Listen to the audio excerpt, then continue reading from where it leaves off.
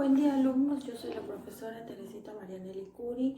Antes que nada quisiera comenzar tomándoles asistencia, así que ahora me van a decir quién está presente y quiénes son los que han faltado, porque esto hay que agregar sí o sí en las listas. Abrego Emiliano, Argañeras Mateo, Argañeras Valentina, Brito Juan José, Cabrera Lourdes, Carreras Benjamín, Fernández Juliana, García Valentina, García Belén, Gómez Julieta, Buchea Constanza, Guzmán Jeremías, Herrán Gabriel, Isaya Camila, Ituarte Celina, Juárez Rosario, De la Rosa Lucía, Mendoza Agustina, Mazuco Juliana, Orellana Victoria, Pereira Abril, Polo Martina, Yacedo Laura, Rivas José, Romero Valentino, Romero Lucila, Sayán Fabricio, Valenzuela Marianela, Vildosa Pía, Villagra Macarena, Lazarte Aitana y Arroyo Tomás. Bueno, parecen están todos presentes, así que vamos a comenzar con el tema de hoy. El tema que tenía preparado para hoy es, como ya habíamos terminado la clase pasada con la primera presidencia de Hipólito Yrigoyen, hoy vamos a ver en las elecciones de 1922 la presidencia de Marcelo Torcuato de Alvear. Bueno, Marcelo Torcuato de Alvear asumió la presidencia en el año 1922 y su gobierno duró hasta el año 1928. Su antecesor fue Hipólito Yrigoyen, que ya la clase pasada ya vimos su presidencia. Pero ¿quién fue Marcelo Torcuato de Alvear? Marcelo Torcuato de Alvear fue un abogado que se recibió en la UBA, era miembro del patriciado, nació en el seno de una familia muy rica, muy adinerada. Esas relaciones que fue generando a lo largo de su vida como político, como miembro de la UCR, como miembro fundador de la UCR, le brindaron a él la posibilidad de tener muy buenas relaciones con los grandes grupos económicos, con los grandes terratenientes de la época. También algo muy importante fue que él fue designado como representante de Argentina en 1920 en la Sociedad de Naciones, durante la presidencia de Hipólito Yrigoyen. Él, cuando asumió el poder, no necesitó hacer campaña política debido a la gran popularidad y el gran apoyo del pueblo que tenía su partido político, la UCR. Durante su gobierno se presentaron diversos problemas en el centro de la UCR. ¿Por qué? Porque entre Hipólito Yrigoyen y entre Marcelo de Alvear había muchas diferencias.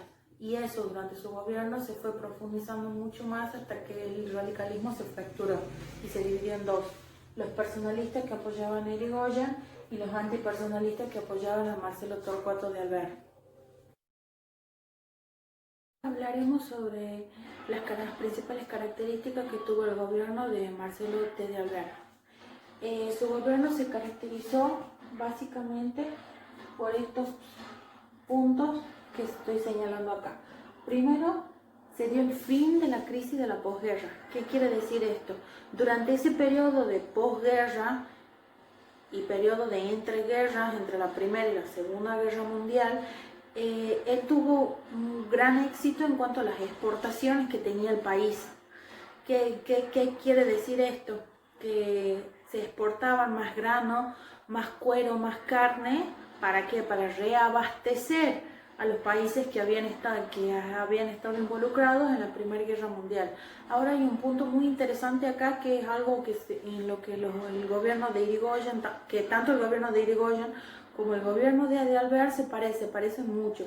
Es que impulsaron demasiado y con muy buenos objetivos los yacimientos petrolíferos fiscales, YPF. En este caso, bueno, durante el gobierno de Alvear, ¿qué sucedió?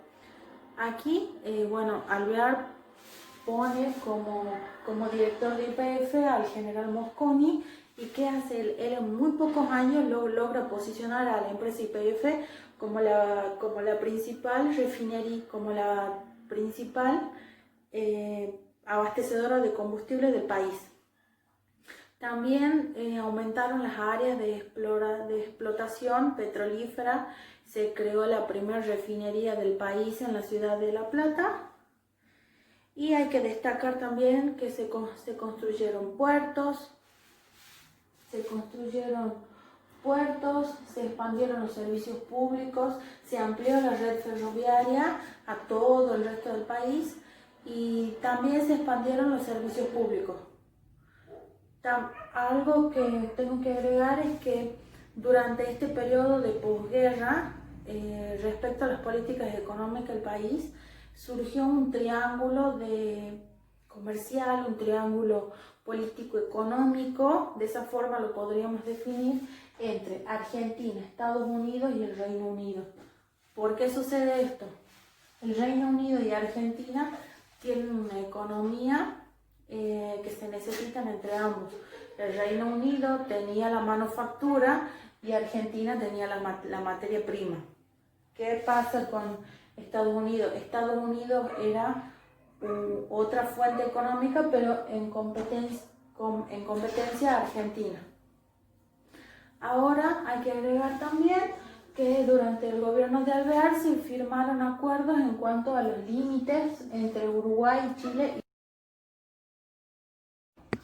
Otro punto muy importante del gobierno de Marcelo T. de Alvear y que hay que destacarlo, que esto también, como hace un momento mencionaba, la relación que había entre lo que hizo Irigoyen y lo que hizo Alvear con respecto al YPF, bueno, este tema de ahora del gobierno, que son las leyes de previsión social, también fue un punto importante y que también tienen algo de parecido en cuanto a las tomas de decisiones que tuvo en su momento Irigoyen.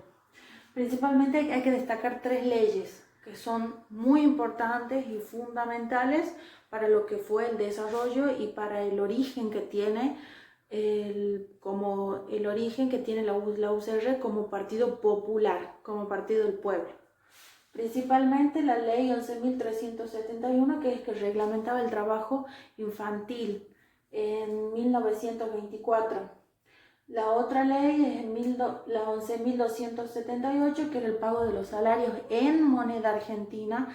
Ya no se iban a pagar los salarios con vales, sino ya solo con moneda, en 1925.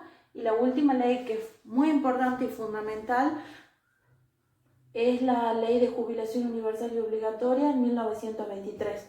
También se reglamentó el trabajo de los empleados de comercio, se reguló el trabajo de las mujeres, de los niños y se creó la Caja de Previsión Social. Esta Caja de Previsión Social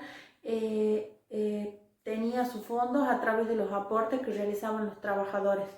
También se reguló el trabajo de los trabajadores comerciales. Bueno, ahora veremos dos partes muy importantes de lo que fue el gobierno de Marcelo Torcuato de Alvear. Primero, qué relación tenía él con los militares y qué sucedió en cuanto a las intervenciones políticas que él realizó durante su gobierno.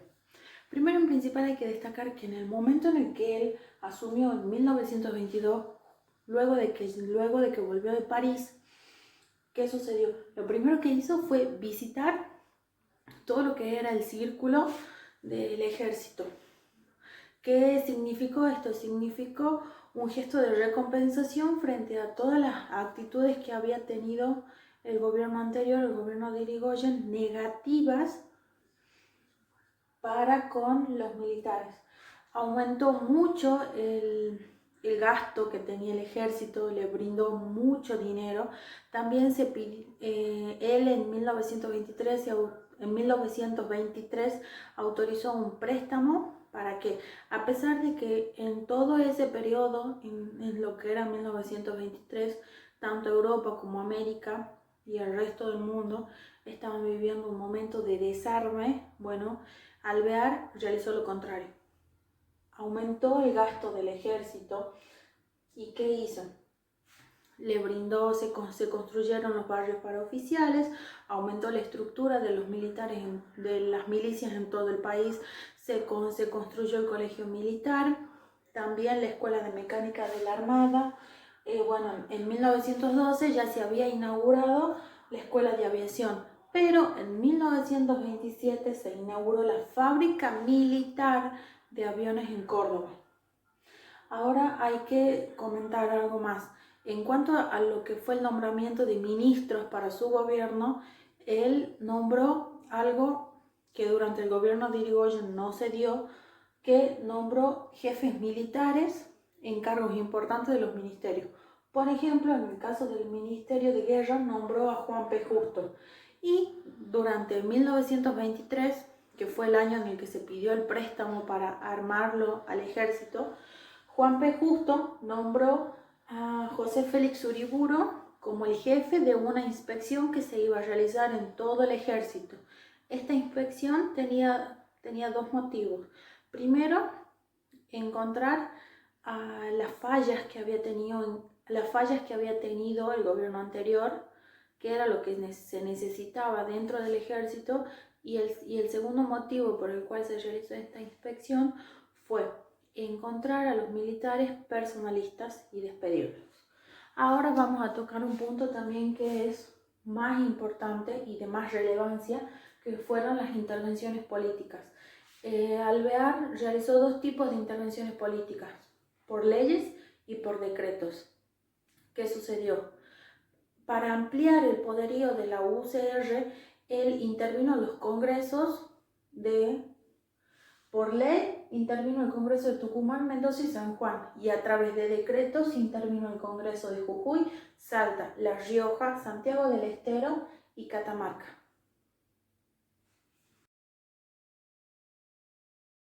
En fin, el fin del gobierno de Marcelo Torcuato de Alvear fue en el año 1928.